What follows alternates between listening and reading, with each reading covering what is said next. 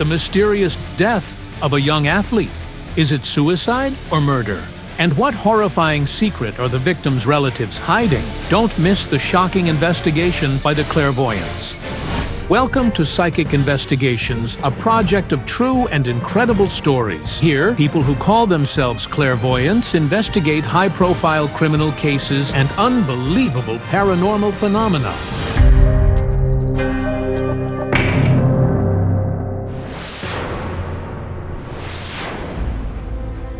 This 24-year-old man's name was Vadim Voronin.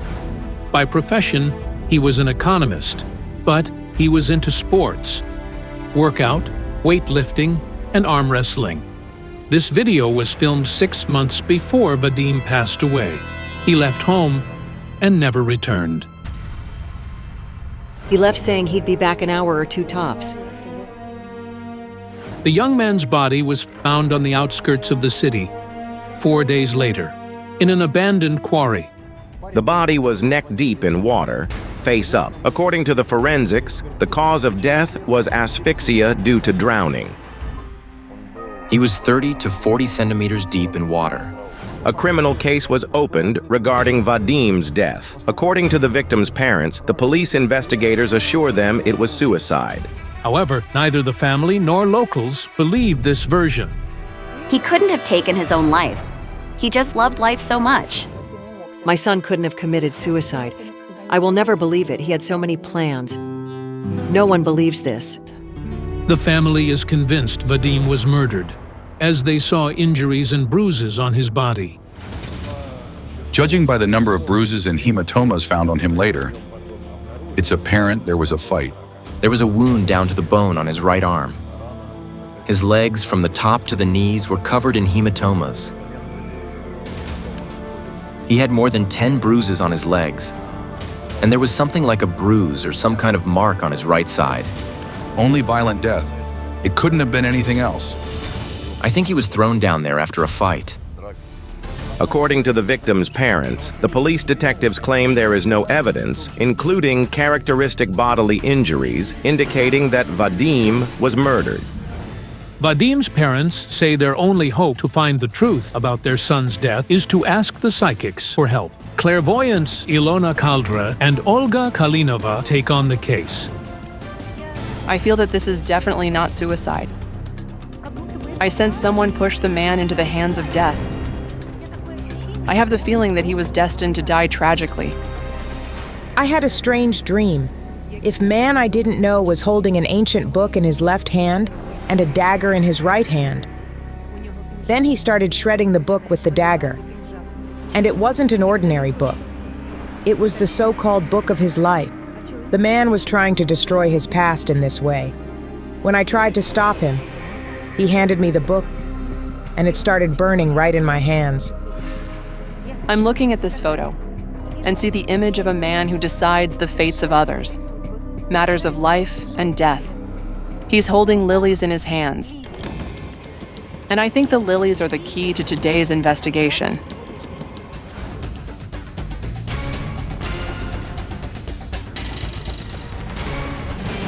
Hello?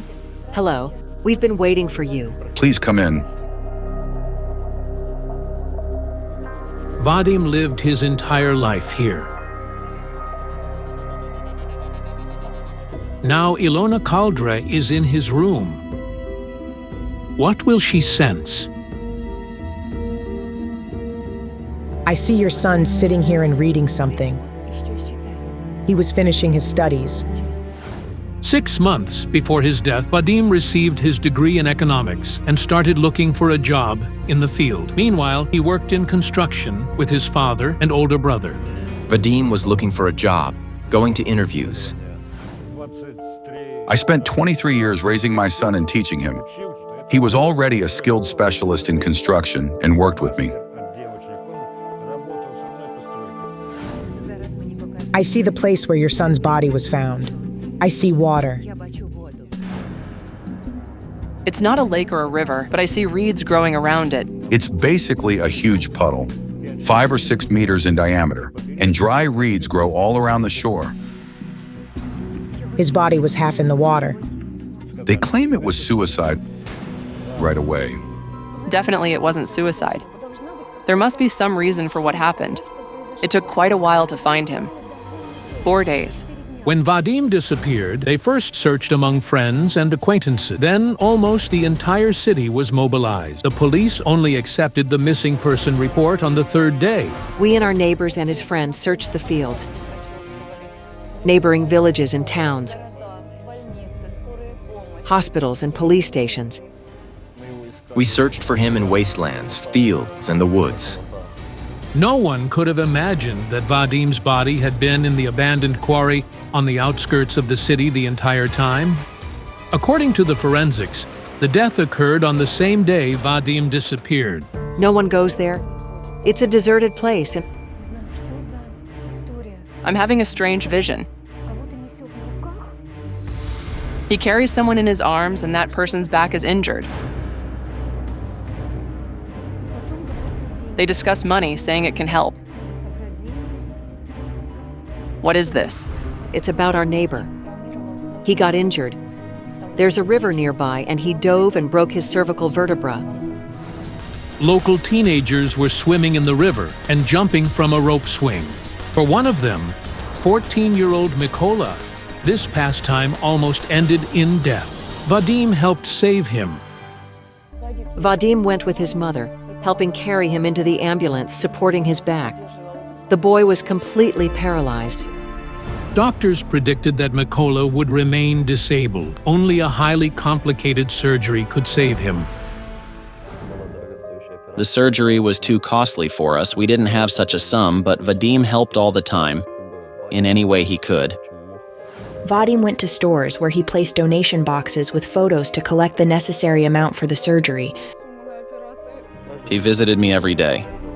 He supported and helped me. He brought me sports equipment and told which exercises I needed to do. Vadim saved Mikola, who is now all well and finishing school, while his rescuer died so suddenly and mysteriously. So, what happened to him on the last day of his life? It's as if he's fulfilling some mission. If not me, then who? Now I see an image of a man. A clear image of a man's hand. A man's hand holding a phone. This is your son's phone. A man found it. On the fourth day after Vadim Voronin's disappearance, a local man found a mobile phone at the abandoned quarry. The man showed where he found the phone. Vadim's cap was also there. His body was 10 meters away. I didn't see him. I found the phone, picked it up, and walked away. Vadim's body lay in the water. Tall reeds and dense grass obstructed visibility. Additionally, the body was not within direct sight of where his cap and phone were located. The man didn't kill him. He simply found his phone. Let me try to tune in to the day you last saw him alive. It's freezing, it's snowing and raining. Oh, it's some kind of holiday. It was March 8th, the Women's Day. Your son left home in a cheerful mood. He was going to visit a woman. He had flowers in his hands. It seems he was going to see his girlfriend. As it turned out, Vadim went to greet his girlfriend, Anna, on the Women's Day. They had been together for more than 3 years. After that, no one saw him alive again. Vadim often visited Anna's house, and she visited his. Yet neither she nor her parents attended Vadim's funeral for some reason. There were many people at the funeral, but neither she nor her parents came. Vadim's mother shared that a few months ago, she had a strange dream in which she saw her son and his girlfriend. He appeared to me in the dream, coming into the yard while the girl sat in my kitchen. He came in, and I said, "Vadim, we buried you." And he replied, "I was hit hard on the head, and I lost my memory. But now I've come to my senses." And then he pointed at the girl, saying, "What's she doing here?" Though he had never spoken rudely to her, in the dream she started justifying herself. But what does all this mean? Could Vadim's girlfriend somehow be involved in his death? Ilona, I want to go to Vadim's grave to speak to his spirit.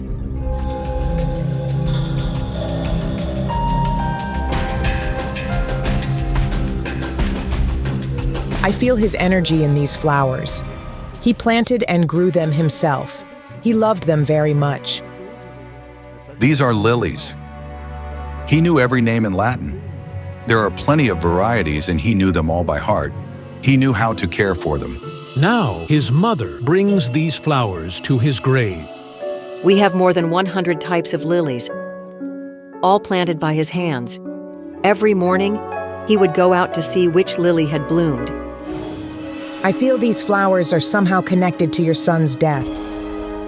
Perhaps lilies have accompanied him from past lives. Let's go to the cemetery. Olga Kalinova goes to the cemetery with Vadim's father. Ilona Kaldra goes with his mother to see his girlfriend. The girl knows something.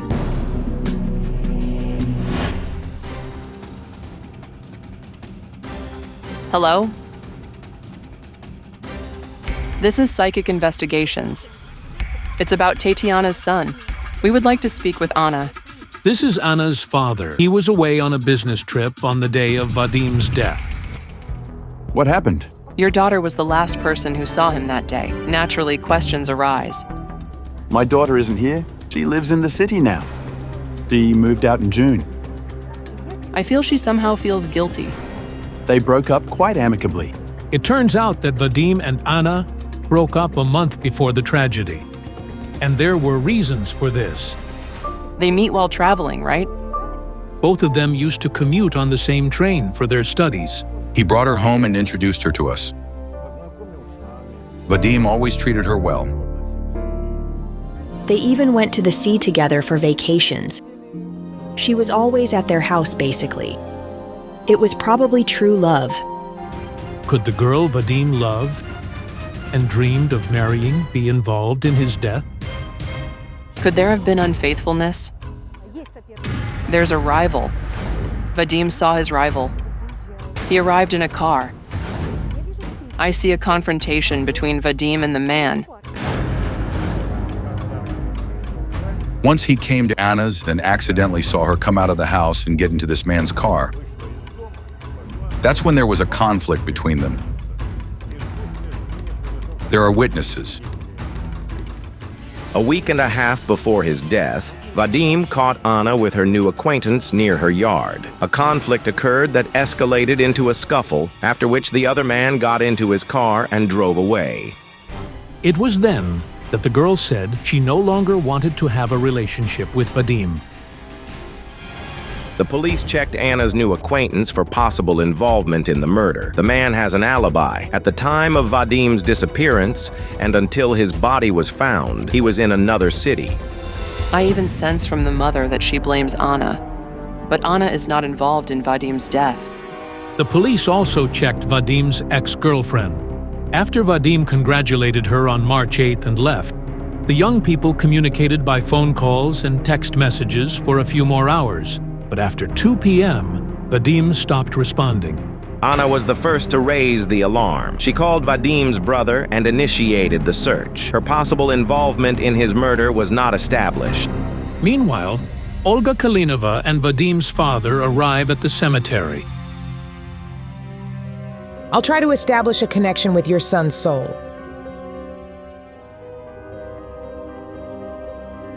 I don't understand why, but it appears that your son was atoning for a sin, his own sin. But I don't see him doing anything bad in his life. On the contrary, he was very kind and compassionate. Yes, that's true. He helped everyone he could. I see an image of a man. He's dark, and he seems to be calling your son to the quarry. We need to go to the place where he died. Ilona Kaldre also decided to head to the place of the tragedy. Suddenly, Anna's mother comes out of the house. She knows everything about what happened. What does all this mean? Could Tatyana know who killed her son? Suddenly, Anna's grandmother joins them. Let your child rest in peace.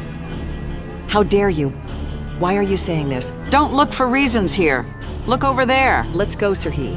I would have taken her to court a long time ago. Who? Vadim's mother? For all those things online, all the feuds, all the malice she's been spreading. Since the beginning of the investigation, I'd had the impression that the parents were hiding something about their relationship with their son. What's going on? She won't admit her guilt. They often had conflicts. In the family? Because he had no job. He was 24 years old, but still unemployed and took money from them.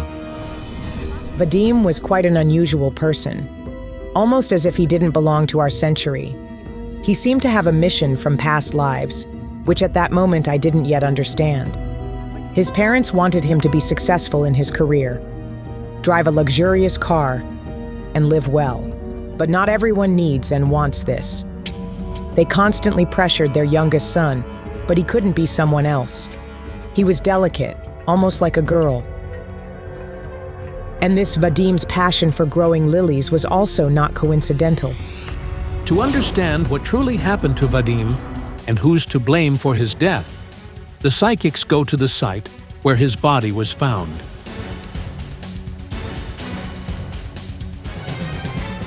I keep feeling drawn over there.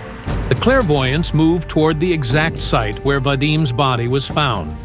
They approach the hill where the local man found Vadim's phone. 10 meters away, his body lay in the water. Ilona, he was right there. Vadim was called here by some kind of mystical force. It's as if someone controlled him. Your son came here on his own, but his mind was fogged. Now I understand. The fog was a dark, unclean force that surrounded Vadim and, under some kind of hypnosis, brought him here. Could mysticism really be involved in Vadim's death? I see images from your son's past life. I see another country. I think it's France. Your son is there.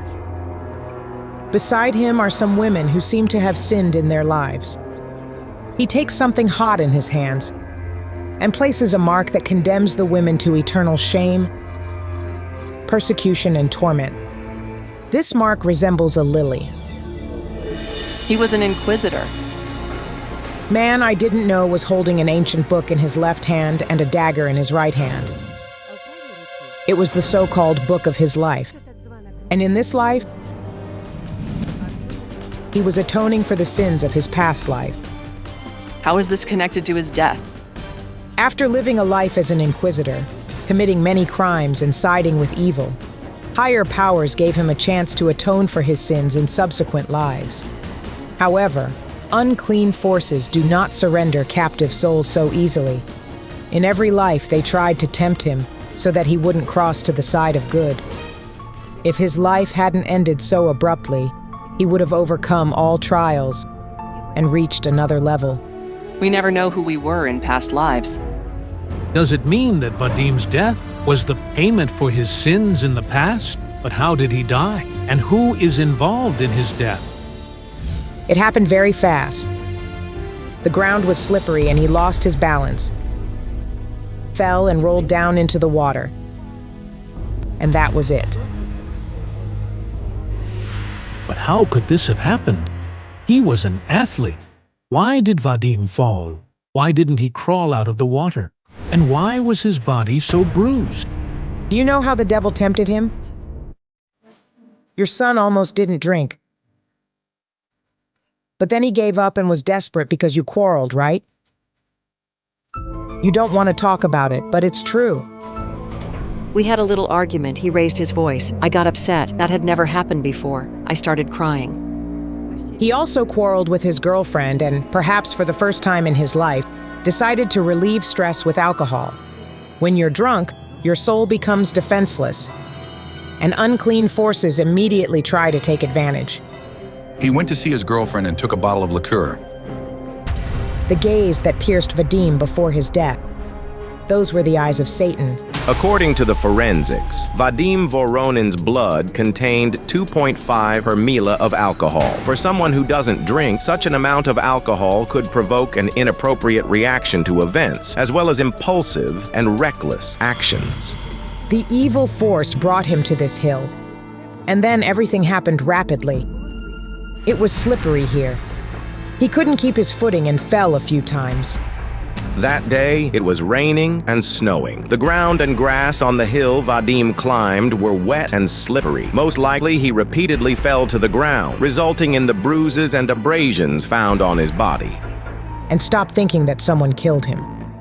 No one is to blame for his death. The slope of the small hill where his body was found is quite steep. It's entirely possible that, after reaching the top, Vadim lost his balance again, fell backward with his head toward the water, and rolled down. He swallowed a lot of water and couldn't get out. Hence, Vadim's death occurred due to an accident.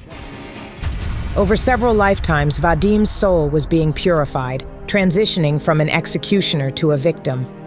In this life, he became soft, kind, nurturing, almost like a woman. He had nearly atoned for his sins. But when he was so close, the devil tempted him. Higher forces will give him another chance. He will be reborn as a woman and will be born into your family through your older son. A horrendous murder of a little schoolgirl shocked a large city. Don't miss out. The girl's spirit will appear to share her pain. On the shore of the Dnipro River in one of the Ukrainian cities, a shocked crowd stood around the dead body of a girl lying on sand. Rescuers had just taken her out of the water. It was Versavia Forletova, an 11-year-old schoolgirl. She was lying on the shore, at the edge of the water, covered with black plastic bag. She only had her underpants and cross-on. Everyone was stunned. Two frightened boys of 7 and 9 sat apart from everyone else on the beach. One of them had just lost his only sister. I don't even want to recall it. It hurts me a lot. It was a weekend, Sunday. Versavia and her younger brother Dimitro and their neighbor Arsen played in the courtyard, while their mother and grandmother were busy with household chores. They decided to go fishing. The Dnipro is 6 bus stops away from their home. Dimitro said he, Arsen, and Versavia walked there. The river is 2 kilometers away from their home. Children weren't allowed to go this far away from home, so they decided to go there secretly. We undressed here to swim a little. All 3 of us went into the water and lied at the shore. The boys claim they left Versavia alone for 15 minutes tops while they went to find sticks to make fishing rods. When they returned, they found the girl dead. I saw she was floating face down on the water. I called her several times, but she wouldn't answer. And then I swam to her and I reached her, but the depth there was great. What could have happened to the girl in those 15 minutes at a popular riverside spot on Sunday? Plenty of people were swimming and fishing there. It was Sunday, so there were many people there. There are a playground and a sports ground nearby. We were fishing about 400 meters from there. When I went to check my rod, I found those 2 boys. One of them told me, "I think my sister drowned. I dove first, but then decided to call rescuers." Everything pointed to an incident. The girl went swimming and drowned. Besides, according to her family, Versavia couldn't swim. The initial forensic investigation concluded drowning. We didn't want an autopsy first, but now I see it's good. They still did it. The results of the autopsy came as a shock, not only for the girl's family, but also the police. The 11-year-old girl was brutally beaten and raped before she died. When the results of the examination came, we were all shocked. They found sperm in her mouth, sphincter, and vagina. You can't even call it shock. It's a great tragedy. When the girl got into the water, she was still alive. Before she died, she received knocks on her head and neck, and her legs were bruised and covered with scratches. Naturally, the investigators changed the main version to a murder instead of an incident, as they initially thought. But the truth was revealed too late, and the investigators didn't get any fingerprints. or any other traces from the site. They didn't even interrogate the possible witnesses to the murder. The girl's relatives are still shocked. Who is the beast who raped the schoolgirl so brutally and then killed her? And where? Did it really happen on the crowded beach? The water in her lungs means she drowned or was drowned in the river. The microflora analysis supports this conclusion. Most probably the girl was raped while she was on the shore. She came as an angel and went as an angel. Why did it happen to me? I don't want to live. This is Olena, Versavia's mother. She's 41. She works at the local water services company. She raised her daughter and son alone after she divorced her children's father many years ago. The man didn't even attend his daughter's funeral. She was buried in a white dress and with a doll. The investigation into the girl's death has stalled. The more details were found, the more questions came up. But most importantly, the main witnesses, Versavia's brother Dimitro and their neighbor Arsène, often claim controversial things.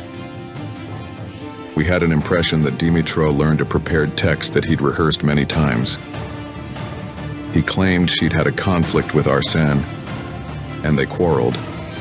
But Arsène said there was no quarrel whatsoever. We're in the dead end now. The investigation got suspended. I'm asking the psychics to come and help us find out the details of my cousin's death. Kayal Alekperov and Olena Kurilova, the most powerful psychics of the project, embark on the investigation. What is this? Like a flash during the day. What is it glittering? Nobody sees the thing that the psychics are talking about. It's a sign from her. Driver, pull over.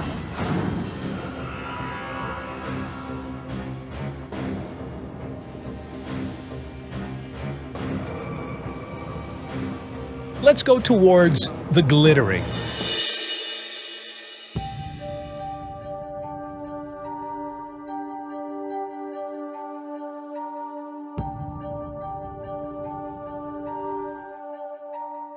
Look, Versavia. Did the girl from the investigation bring us here? Tell us what happened to you. Kayal, I see a hand. It's small like a child's hand and it grabs her by her neck and then it drowns her, putting her face down on the water surface. Indeed, the girl's neck was bruised. Did a child murder her? But who was it? Was it her brother, the boy, who went with them to the river, or somebody else? Who hurt you? Where do we find him? I have a vision. A building.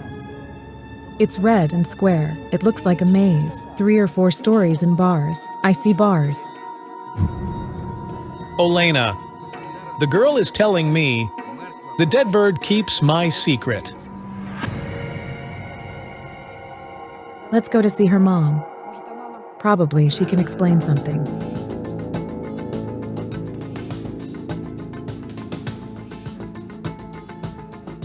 Hello. Hello. Hello? I want to know how my daughter died. Help us, please.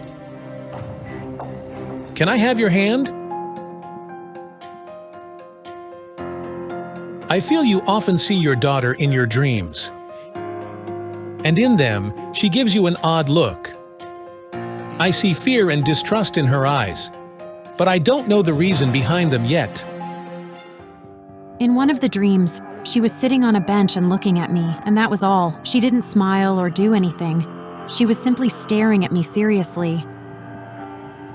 Versavia's spirit accompanied us all the way from the cemetery. She didn't say anything. She was simply standing and crying silently. And for some reason, she was looking at her mother with a gaze full of reproof and offense. She's showing me a large square building of 3-4 stories. Its walls are reddish. It looks like her school. We need to go there.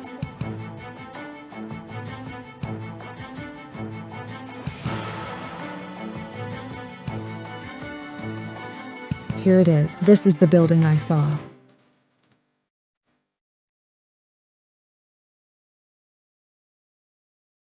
However, the moment we approached the school, the security guard started behaving strangely.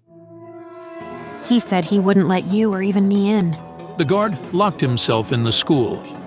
He won't let the students out and won't admit anybody. Even parents who came to take their children home can't enter the building. Let her mom in. What's going on in this school? They fear. We want to see the principal. Hello? Hello, why won't you admit us? We need to enter the building whatever it takes us. The girl's spirit has brought us here for a reason. I'll go without the cameras. All right, no problem. The clairvoyants enter the school. The crew stay outside. However, one of the members managed to film something with their phone.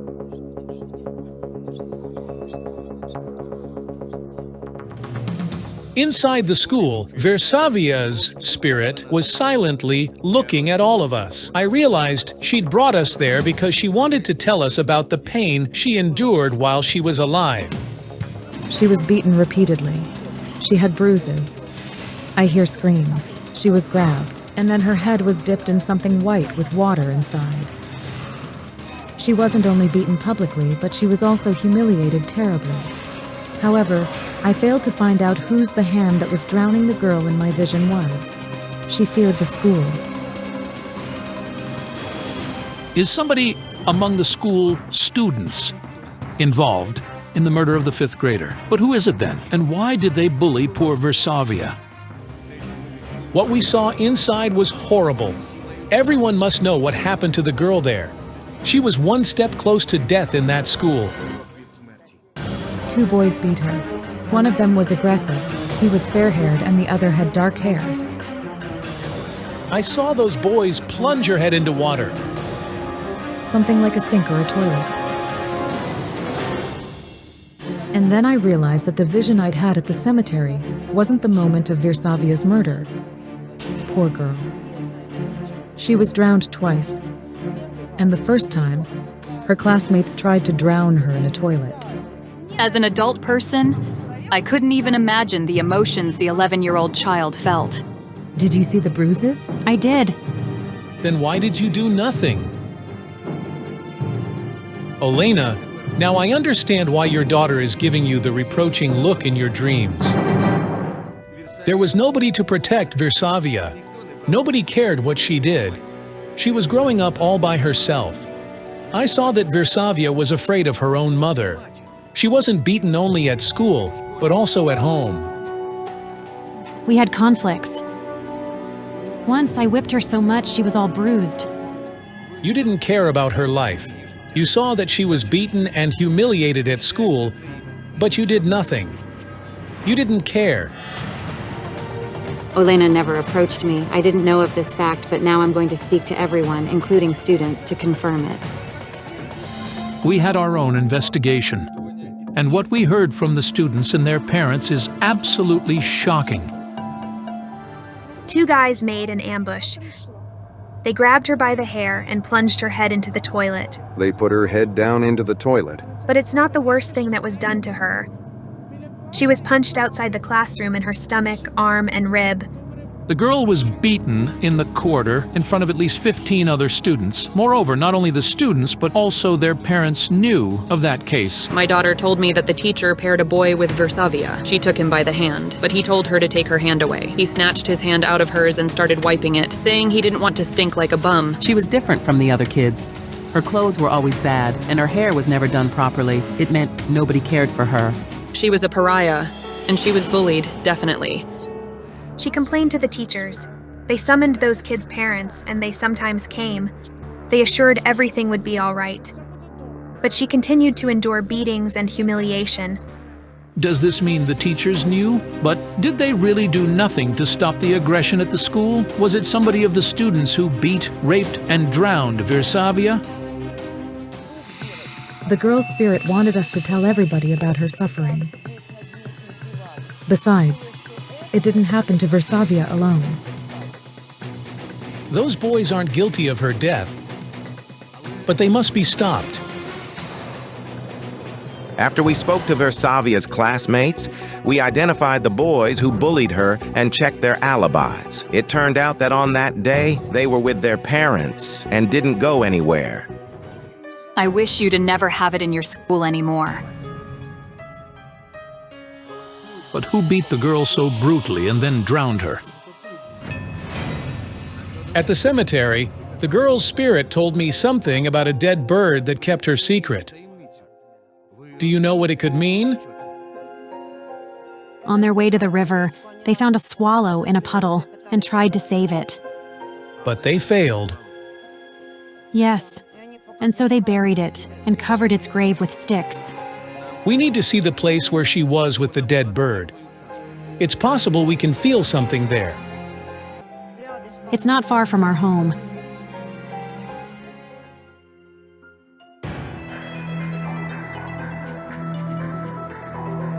I see her holding the bird in her hands and telling it what she feels. The bird was the only one whom she could tell everything. She liked animals. She thought they were better than people.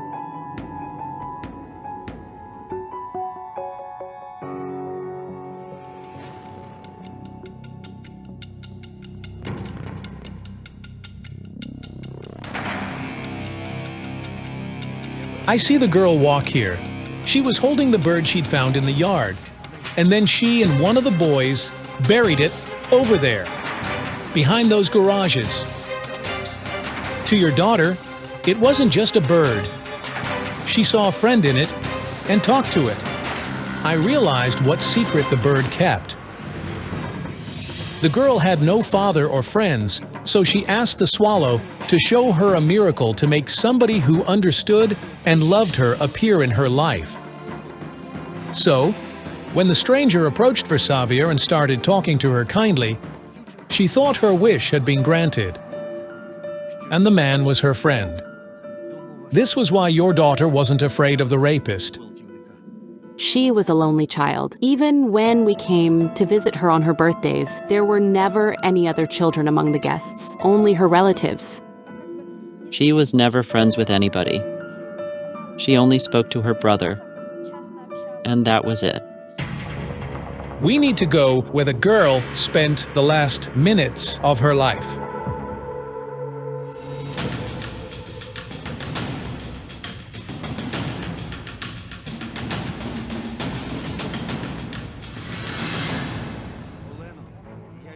I feel the children took this track. Yes, they did.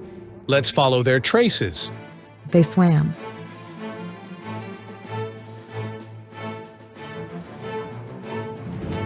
She wasn't murdered here. And then they went that way.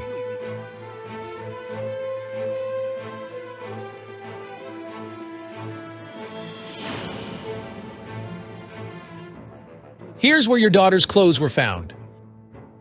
Dimitro said they'd also waded into the water here. The girl was alone, and she heard somebody call her. It was the man. What was Dimitro doing? He and his friend were wandering around. Do you mean Dimitro didn't see it? I feel the commotion on this path, over there, in those bushes.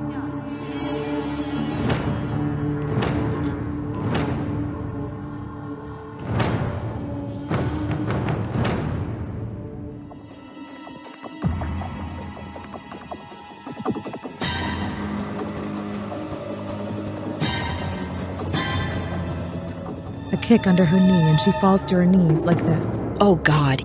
She falls like this and then one man. He grabs her by the neck and presses her to the ground. And a knock on her temple and then on her head. Yes, the forensics found a hematoma on her head.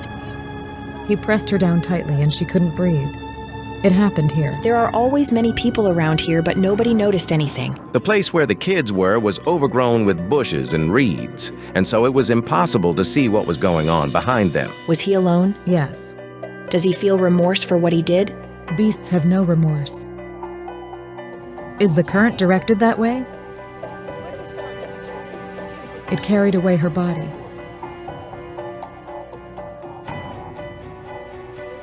So she was thrown in the water back there, right? Most probably, the girl was brutally raped not far from the place where the kids went swimming, and then she was drowned immediately. The traces of fresh blood on the girl's underwear that the investigators found point to that. Besides, her brother and neighbor didn't see any bruises or scratches on her before that. Give me water. My brain refuses to accept this information. Olena, your daughter says you don't miss her at all. She is happier in the heavens than she was with you. Do I need to weep? I simply don't know how to behave. My mom taught me that. She was also indifferent toward me. I don't know how to behave like a real mother, and I genuinely believe I am to blame for her death. I simply want to ask her to forgive me for being a bad mother. I also asked her to forgive me for everything I didn't do. She understands your tears. The boy is also in serious danger. The danger comes from the man who murdered Versavia. I have a feeling the boy saw his sister's killer, but he didn't realize it. As such, he posed a danger to the murderer. The psychics go to the police station to share the results of their investigation. The crews stay in the courtyard of the station to wait for the psychics. Here are some fragments of the conversation between the psychics and the investigator. I saw a group of men on the shore. Then, one of them separated from the group. He has a round face and a high forehead, and his hairline is receding. His hair is cut short. He's not tall, but broad-shouldered. And he had his knee injured in the past. He's over 40. He has no family of his own. Did you find the place where she was raped? It happened closer to the shore in the bushes. The psychics spoke to the investigator for almost an hour. Based on their words, the police compiled the facial composite of the schoolgirl's murderer. We did everything we could. Now it's up to the investigators. Thank you so much. Thanks for your help. The ghost of a woman is haunting her friend. What does the restless spirit want from the woman? And what horrifying truth will be revealed? Don't miss out. Can the psychics prevent a dreadful crime? Natalia from Ukraine is asking the psychics for help because she's being haunted by the ghost of her deceased friend. The other woman's body was found in the well not far from Natalia's home. Natalia's late friend's name was Tatyana. Natalia says that she first encountered her spirit in a nightmare. I was falling into something like a pit or a well. Suddenly, Natalia saw her friend in the well. Her large blue eyes were filled with tears. Her eyes were wide open. I'm still terrified to think of it. And the following next day, Natalia's 3-year-old son nearly died. She and little Danilo were feeding their horse when Natalia felt someone's presence. It felt like someone was standing behind me. I turned around, but there was no one there. And the next moment, her son started crying and pointed at something invisible. Fear filled his eyes as he was pointing there, saying, Mom, look, Mom, I'm scared. Natalia wanted to pick up the boy to calm him down, but at that moment, the horse got scared too. It reared up and accidentally struck little Danilo in the chest with its front hoof. The horse nearly killed him. We rushed him to the hospital with his collarbone broken. In the hospital, the boy recounted that near the stable, he got frightened by a terrifying woman who was staring at him and weeping. Natalia is convinced it was the ghost of her deceased friend. However, back then, she couldn't even imagine that she would see her ghost in her yard a week later. I was terrified at the time. The dead Tatyana looked at Natalia, crying, and seemed to be shouting something. Then, right before the mother's eyes, the heavy fence collapsed on the boy, who was playing nearby. I heard him scream and then saw him under the fence. The new fence, securely attached to the posts just a year ago, somehow came loose from its hinges and fell on the boy. Natalia still can't understand how it could happen. It's as if someone pulled it or pushed its top. Little Danilo ended up in the intensive care unit. He had serious internal injuries. I feared I would lose my child. Miraculously, the boy survived and recovered. But Natalia doesn't understand why her late friend keeps coming to her and why she's posing a threat to her son's life. After all, Natalia and Tatyana were very close. We were classmates and sat at the same desk. We were always together. I loved her very much. But after school, their paths diverged. The only thing Natalia knows is that several years ago, when Tatyana was 4 months pregnant, she left her home and disappeared. Later, the locals accidentally found her body in the abandoned well. They searched for her for about 3 weeks, and then the students found her. There's a school nearby, and the well is over there. How and why the young pregnant woman ended up in the well is still a mystery. Tatyana had no reason to take her own life. Moreover, she always dreamed of having a child.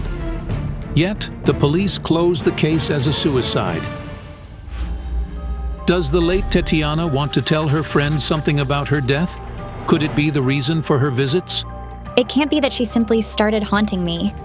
There must be a reason behind it. Clairvoyants Olena Kurilova and Yaroslava Fedorova agreed to help 21-year-old Natalia. Yesterday I had a horrifying vision.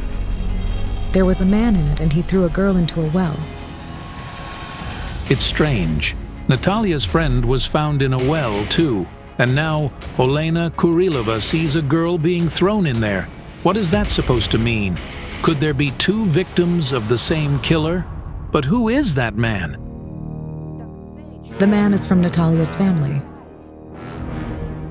If somebody from Natalia's family is involved in Tatyana's death, perhaps the other woman keeps coming from the other world, seeking for revenge.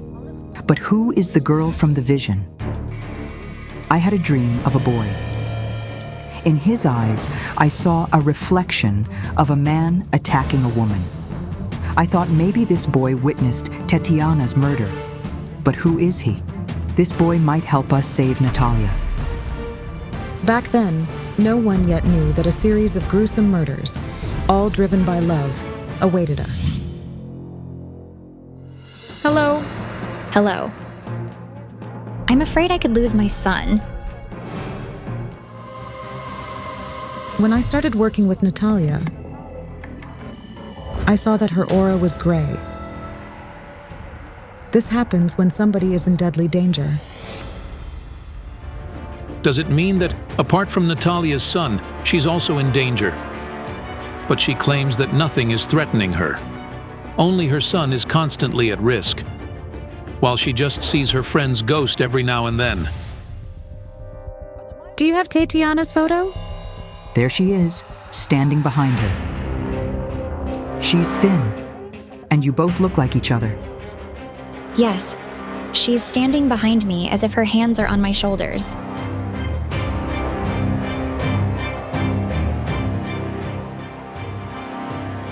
She says she took her own life.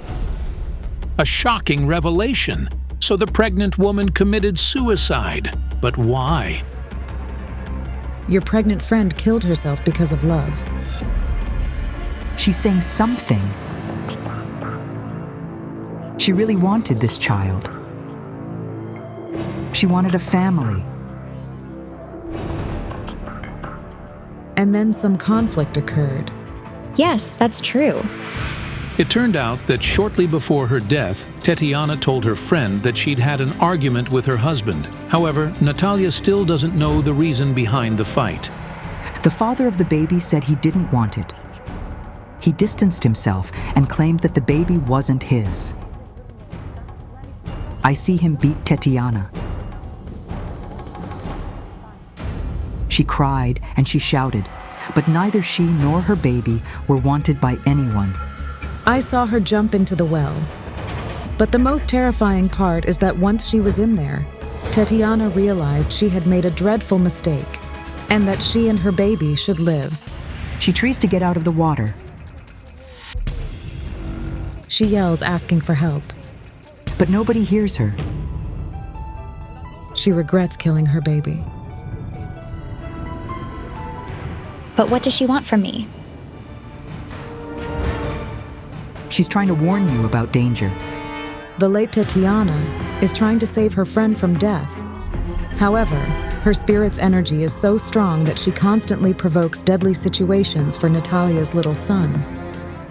If we understand where the threat to Natalia comes from, the spirit of her friend will stop coming and nothing will endanger the child. What's threatening Natalia? A living person. Wait, I think I'm having a vision. A man throws a little girl into a well. She's about 5 or 6 years old. And then I realized that it was a scene from Natalia's past. It's you. Yes. Did somebody try to drown you in a well? My stepfather grabbed me by the legs and swung me. And then he just let go. And I don't remember the rest.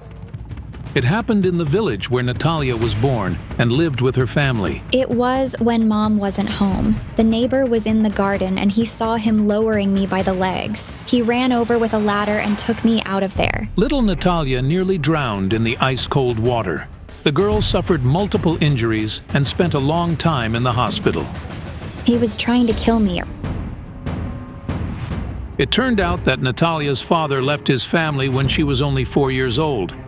Her mother, Larissa, soon remarried a fellow villager, but the seemingly kind man quickly turned into a real monster. I see wounds that look like burns, and a man's hand doing like this. What is this? He extinguished matches on me.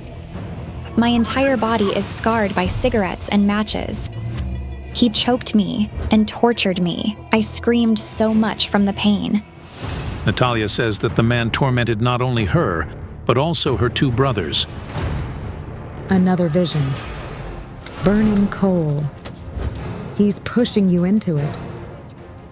He tried to shove me in the stove to burn me. My God, you've been through so much. I don't even want to cry anymore. The tears fall on their own. He was an awful monster. He enjoyed doing it. Yes. He constantly threatened Mom that he would do something terrible if she had him thrown in jail. But she went to the police anyway. They arrested him and put him in prison for 15 days. But then he was released and came back home. He broke down the door and said, either go out of the house or I'll set it on fire. I understood that this scoundrel kept returning to his wife because she forgave him. But why did the clairvoyants see Natalia's stepfather? Could it be that the threat is coming from him? When I looked into Natalia's eyes, I saw her standing over someone's bloodied body, and then she fled in fear. I didn't want to continue the conversation outside, where people were already gathering.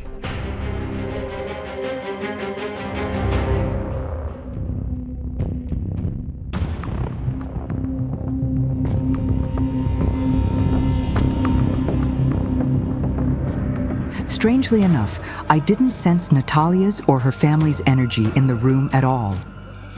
It wasn't her house, and I couldn't understand why she was deceiving us.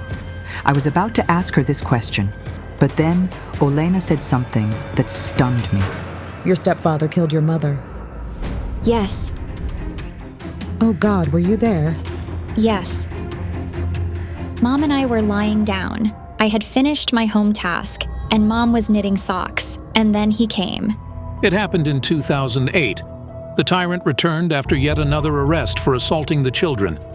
He said, I'll stay for a couple of days. And Mom said, I don't want to live with you. I'm calling the police. But he replied, oh, the police? Let's go talk. He's not just a brute. He's an inhuman beast. He beat her terribly.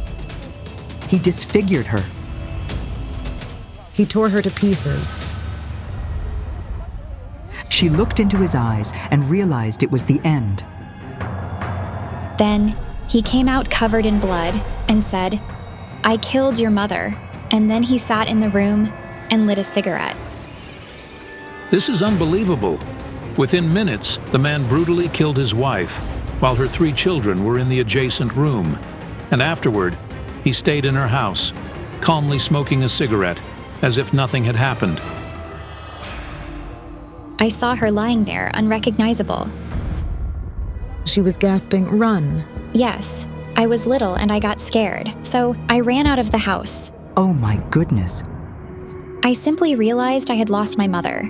How could I go on without her? I loved her so much. When did your mother die? On Valentine's Day. The man was arrested. He served 5 years in prison, but was released on parole for good conduct. The killer of Natalia's mother is now free. Could it be the stepfather who poses a threat to her? But I still had no answer to the question. Who was the boy I had seen in my dream? The one who witnessed the man attacking the woman? Where is your younger brother now? Vadim was adopted by a family from the US. We were taken to different orphanages. They scattered us like dogs, each to a different place. The children were distributed among different orphanages due to their different ages. You stayed all alone. What horrors Natalia and her brothers went through as children. Her youngest brother was only 4 years old when he witnessed the murder of his mother. But the card said he wasn't the boy from my dream.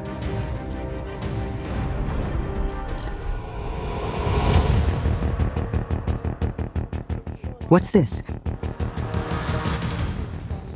The books fell. I got scared and shocked. They fell off the shelf. I immediately realized it was the spirit of Natalia's mother, and she also felt her presence. Could it be a sign from her? She loves you so much. I know. I love her too. The deceased woman looked at me crying. She couldn't speak because her face was disfigured. I asked her spirit, "Is the threat coming from your murderer?" But she shook her head. Quiet, quiet, quiet. The spirit pointed to a woman standing in the crowd by the window.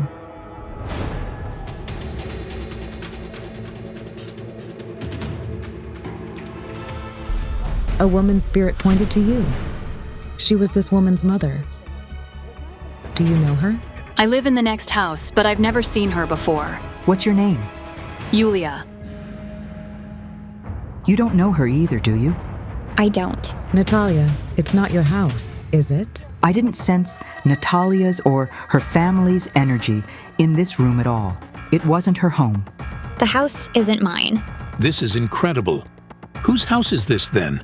And why did Natalia invite the clairvoyants here? I had a horrifying vision with Yulia. A man's hand stabbing you with a knife. Yulia, who is this? My husband. Did he stab you?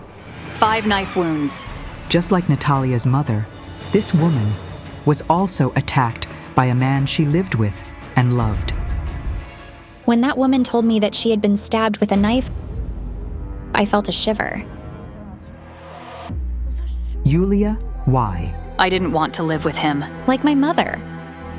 It happened on April 25th, 2016. There were no signs of trouble. He was working abroad, and he didn't even inform me he was coming home. Yulia explains that by the time of the tragedy, she and her husband had lived together for 10 years and had a 6-year-old son, but their relationship had long been strained. He had a young mistress. She kept calling me, telling me to let him go. Yulia didn't want to live with an unfaithful husband. I asked him to leave me alone. He couldn't accept that. He kept calling me, saying he loved me, and then out of a sudden, he decided to come home. He rang the doorbell, and I answered the door. My son and I were home. I asked, "Why did you come?" He asked me to give him something to eat. Like he got hungry after a long way home? Exactly, yes. He took the boy in his arms and told him, "You and your mom will visit my grave." But the boy is only 6. I got upset and pulled him out of his arms, and I told him, "Go away." But he ran to the kitchen and reappeared with the knife and began stabbing me. Yulia's husband tried to kill her for the same reason as Natalia's stepfather killed her mother. Because she didn't want to live with him anymore. And your little son, he somehow protected you. He saved me. He pulled at him from behind and shouted, "Daddy, don't touch Mommy!" And he stepped back. Then I grabbed my son's hand and ran out of the apartment, knocking on all doors and asking people for help. The neighbors called an ambulance and the police. In the hospital, Yulia nearly died from severe bleeding. She spent 2 days on the brink of life and death, but survived in the end. Yulia's husband was arrested and sentenced to 6 years in prison. This is the boy I saw in my dream before the investigation. It was Yulia's little son. But why did I see him in the dream? I looked into the cards and froze. Natalia's child might soon witness the same violence that Yulia's son did, the father's abuse of the mother. The threat to you is coming from your husband. Does your husband beat you? Yes. Natalia explains that she met her husband, Hrihori, right after leaving the orphanage. They fell in love and soon got married.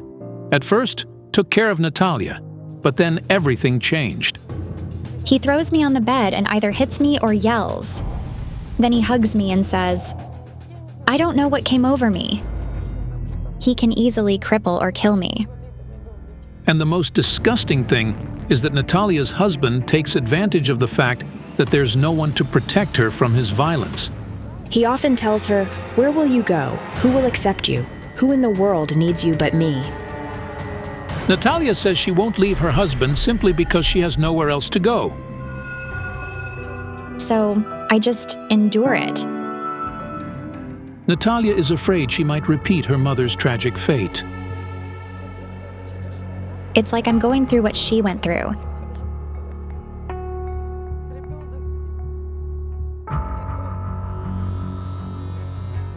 Even my little son understands that things aren't good in our family. If Natalia's husband isn't stopped, it could end very badly for her and for her son. Why are we in someone else's house? Is it because of Grigori? Yes. He yelled at me, threatening, "I'll beat you." A few days ago, Natalia told her husband that she'd sought help from the psychics to protect their son. When he learned about it, Hrihori once again assaulted her. This is why Natalia decided to deceive him, pretending she was visiting her friend. My friend helped me rent the house. The next day, because of icy rain and slippery roads, the clairvoyants and Natalia barely made it to the village where she lives with her family to talk to her husband, but it was in vain. I don't harm anyone. I'll handle it myself. If you don't wish to lose her and your son, and if you want to avoid prison, never raise your hand against her. It's going to be all right. The man didn't hear us. He won't change his attitude toward his wife.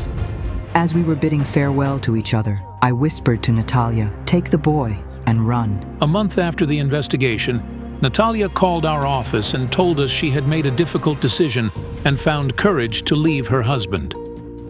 I found a job and I am working now. Everything is going fine. I finally feel happy. I'm really grateful to you and the clairvoyants. Of course, family is the most important thing for each of us. It should be cherished and valued.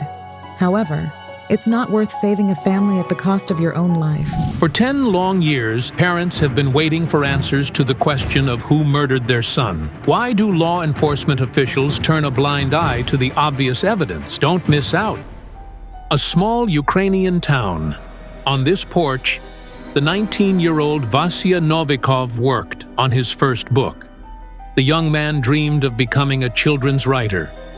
He wrote fairy tales and made sketches for illustrations. But his dream was never meant to come true. Hello, son. I'm sorry, dear, for everything we couldn't give you. The parents will never forget the night when their son disappeared. Vasya went to a cafe with his friend Senya and was supposed to be back by 11. But it was 2 a.m., and there was still no sign of him. He'd never stayed out all night long. None of us had mobile phones back then. Vasya was the eldest of 4 children in the Novikov family. His mother worked as a shop assistant, and his father was a construction worker. Affording mobile phones was out of the question, so the parents couldn't call their son. Irina and Ihor went to the cafe to look for him. A friend of mine had a stall across from this bar, and she saw him bring a girl. They were there until 11 o'clock. We asked the waitresses. They said they were sitting peacefully, no arguments or anything. Then they left together. Ksenia said that after the cafe, she and Vasya went to her place together. Then Vasya left to go home. We bade our farewells at around 11 or 12. The next day, we went to the police. They refused to help, saying we should wait 3 days. The family sensed that Vasya had met with foul play. They rallied friends and acquaintances to help with the search. Together, they scoured local parks and basements of buildings and made calls to hospitals and morgues. We searched everywhere and asked all the youths. They looked for Vasya everywhere, but there was no trace of him, not even a week or a year later. Meanwhile, the son visited his mother in her dreams every night. In my dream, I was standing in the kitchen looking out the window. I saw my son, alive and well. I rushed out and ran to him, shouting, "Son, where have you been?" But he turned away from me and silently disappeared. The mother waited until the last moment, hoping her son would return any minute. I pushed away the thoughts he might be gone, believing he was alive. However, after 2 years of agonizing waiting, the family's life was turned upside down. A body was found in the reservoir. The examination confirmed it was my brother's body. It felt like half my heart was gone. Vasya Novikov's body was found just 2 kilometers from his home. Local fishermen stumbled upon it by accident. I saw it was a human, sneakers, jeans, a sweater. The deceased boy's identity was confirmed only by his clothing, as it was impossible to recognize the decomposed body. 2 years it lay there, his face and hands eaten away. I hugged the coffin because they wouldn't let me open it. His mother screamed. When they brought the coffin, it was terrifying. The parents expected a thorough investigation by the police, but they were shocked when the police suggested that Vasya's death was either suicide or an unfortunate accident. No cause of death was established by any of the forensic examinations. How can we talk about the violent nature of this death? The body had undergone significant decomposition, making it impossible to determine if Vasya had fallen into the water alive or already dead. However, the police couldn't close the case. During the autopsy, they discovered numerous bone fractures in Vasya, not typical of a fall. His entire skull was fractured, his spine was broken in several places, and his ribs were completely shattered. It's nearly impossible to sustain such injuries from a fall into a body of water, even from a high cliff. Based on this, we can conclude that Vasya sustained these injuries before entering the water. The numerous fractures of the ribs, spine, and skull are characteristic of severe beating. After such injuries, the boy couldn't have moved, let alone jumped off the cliff. It's over 1 kilometer to the reservoir. There's no way someone beaten up badly could make it there. Moreover, Vasya's jacket and t-shirt, which he wore on the night of his disappearance, were missing. Only his sweater remained. The investigation doesn't explain this at all. The family is confused. What really happened to their eldest son? I only trust the psychics now. The renowned psychic Kayal Alekperov takes on the investigation of this case. I'm feeling intense pain all over my body. I've tuned into Vasya, and this is what he was feeling right before his death. I see hands pulling his body. And someone is tying his legs with ropes. His colleague Hala Polishchuk will assist him in this investigation. I see a man. His image is blurred.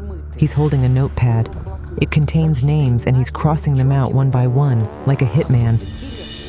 And my book has sent me a strange message. Fish don't eat time. This is important.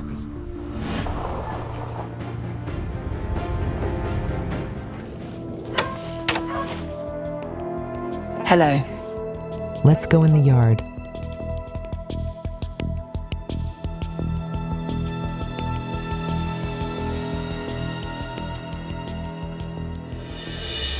I sense Vasya's presence here. My darling, I love him so much.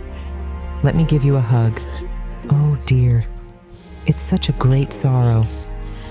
Vasya is here, but he won't make contact, as if he's afraid of something.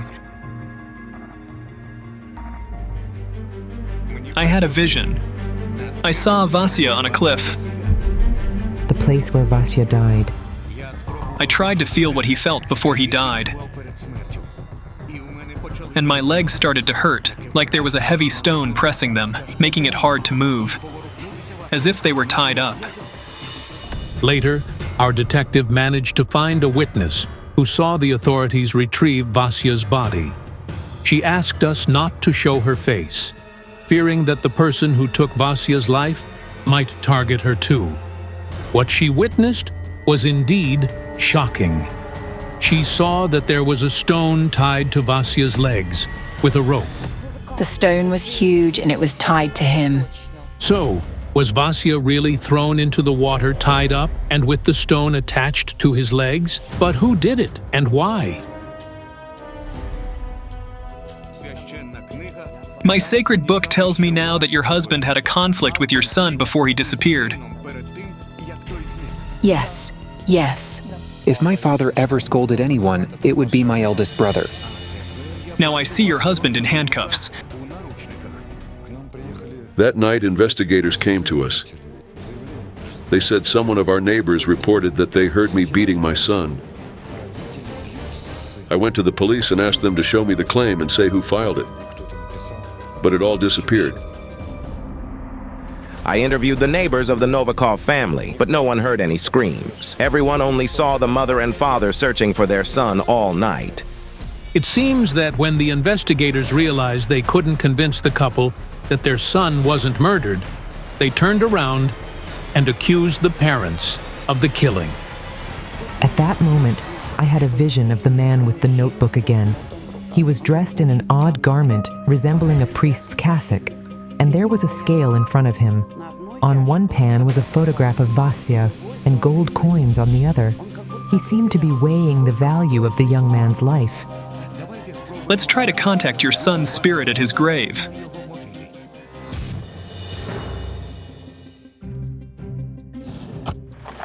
Let me call my husband. He should be free to arrive there shortly.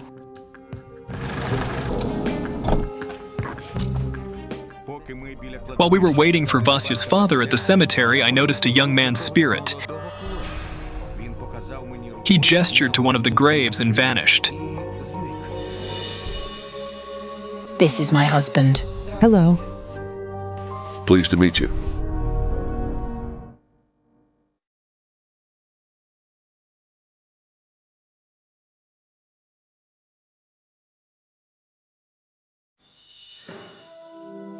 Son,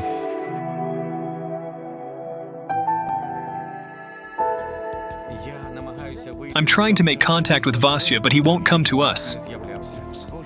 It's like Vasya's spirit is afraid to come forward. Something was taken off Vasya's arm. he had a rare watch. No one knows where it's gone. He bought it himself and he never took it off. He wore it that day. But when my son's body was found, the watch was gone. Fish don't eat time. The watch didn't fall into the water. It was taken by the person responsible for Vasya's death. That watch could lead us to the culprit. Wait. The young man's spirit is here again.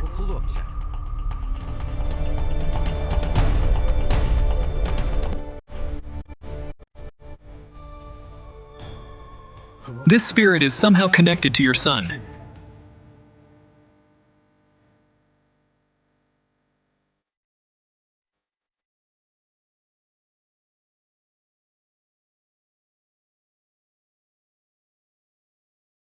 He says, I was murdered. 3 men beat me first, and then they threw something incredibly heavy on my head. That boy. 2 years after our son disappeared, he was beaten up to death. His mother couldn't recognize him. The young man was killed shortly after Vasya's body was found. Sasha was attacked by 3 unknown assailants as he walked home in the evening and beaten to death. His body was dumped in the same reservoir where Vasya was found. A few days later, his body floated to the surface. There are too many similarities here. The victim lived on the same street as Vasya and was killed in a similar manner. Could the same people be responsible? What's bothering me is why Vasya himself isn't telling us the truth about his death. Kayal Alekperov circled the boy's grave several times. What is he sensing? He says, "We were all on the list." There was a third young man. His name was the same as your son's. It seems incredible, but it turned out to be true. Vasya had an acquaintance, a namesake. He was hit by a car about 2 years after Vasya's funeral. I understand that the list Kayal mentioned is what I saw in my vision back at Vasya's home. The man had a notebook, and he was crossing out names. Both young men who died after Vasya were on that list too. But what connected them? Let's go to the site where Vasya's body was found.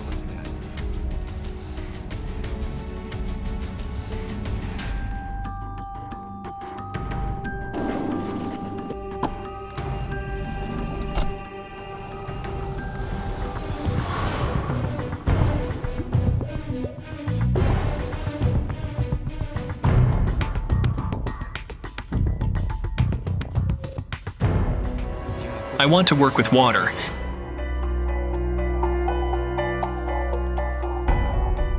We need to lower these candles into the water.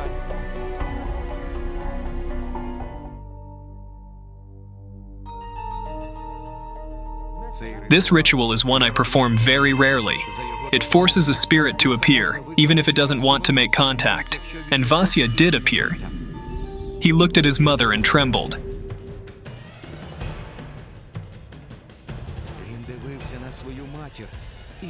His spirit seemed to be afraid of Irina for some reason. Vasya's friends say his mother was always very strict with him.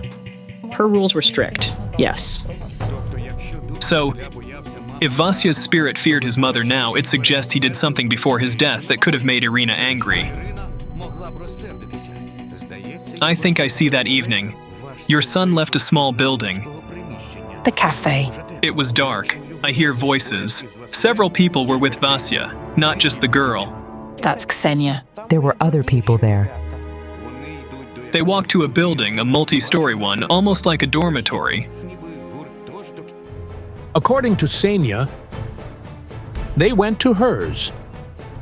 But there are no multi-story buildings in her neighborhood. Your son didn't want to go there. First, second, third, fourth floor. He enters. Oh, he has a very bad feeling. With Vasya's photo, we visited every dormitory in the city. Finally, in one of them, people recognized the boy and even said they'd seen Vasya that night. I lived with my first husband at the time. I wasn't home, but he was. He heard them leaving with some friends. They were causing a commotion, and my husband went out to calm them down. It turned out that the people knew what happened in this dormitory 10 years ago. Several boys beat Vasya up. However, the residents were too afraid to go to the police and tell what they saw. I didn't want to risk. I have children. However, the residents now live more peacefully because, a few years ago, the boy whose room it all happened near moved to another city. Kostya, you know? Vasya's friends say there was no Kostya among his friends. So, how did Vasya end up at this dormitory on the night of his death?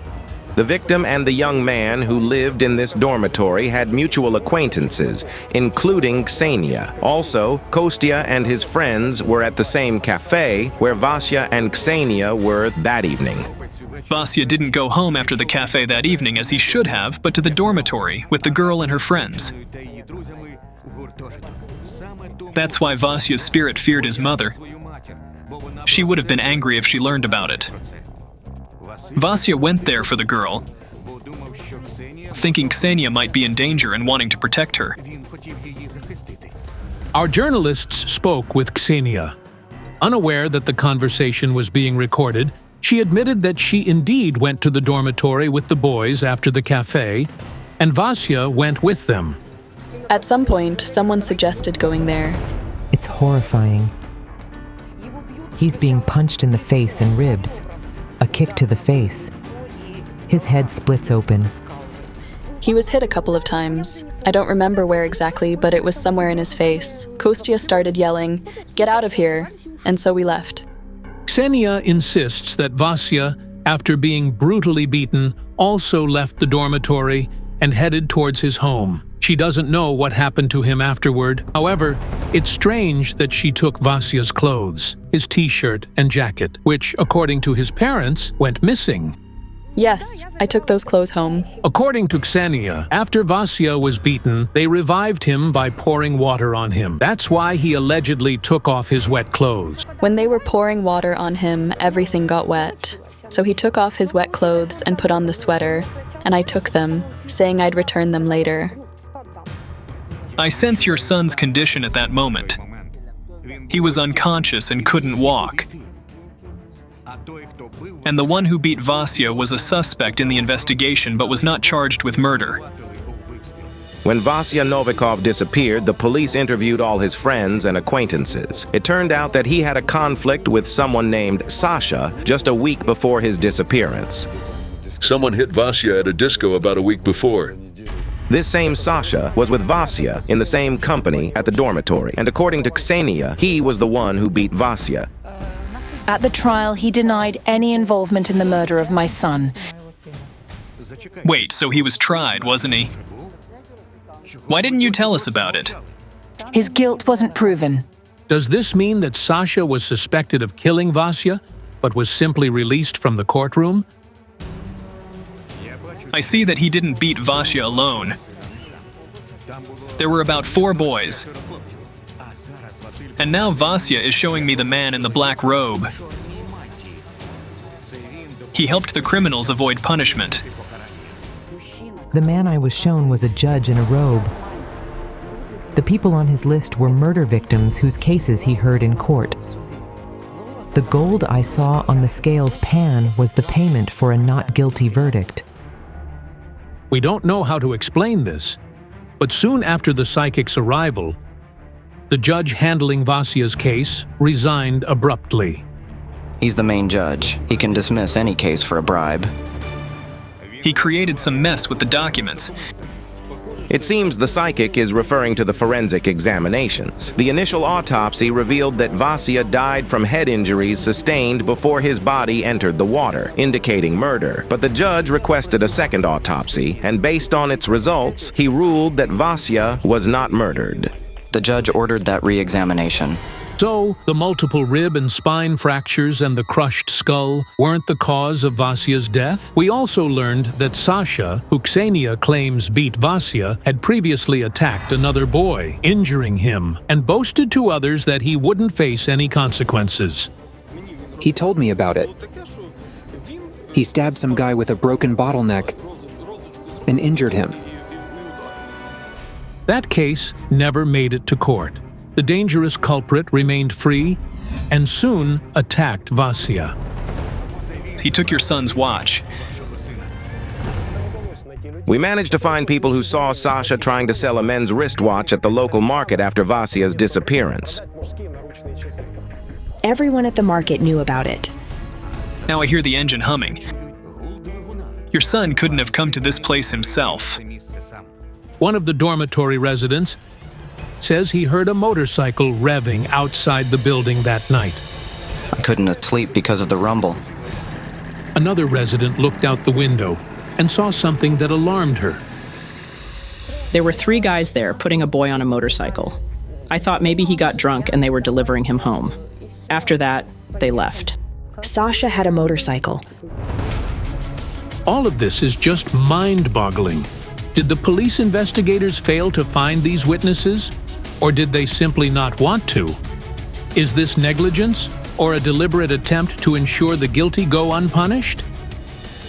Thank you so much. We are very grateful. Now it's up to the police. We hope that the witnesses who saw the brutal attack and have been hiding until now will finally tell the truth. If you're impressed by this story, don't forget to like this video and subscribe to our channel.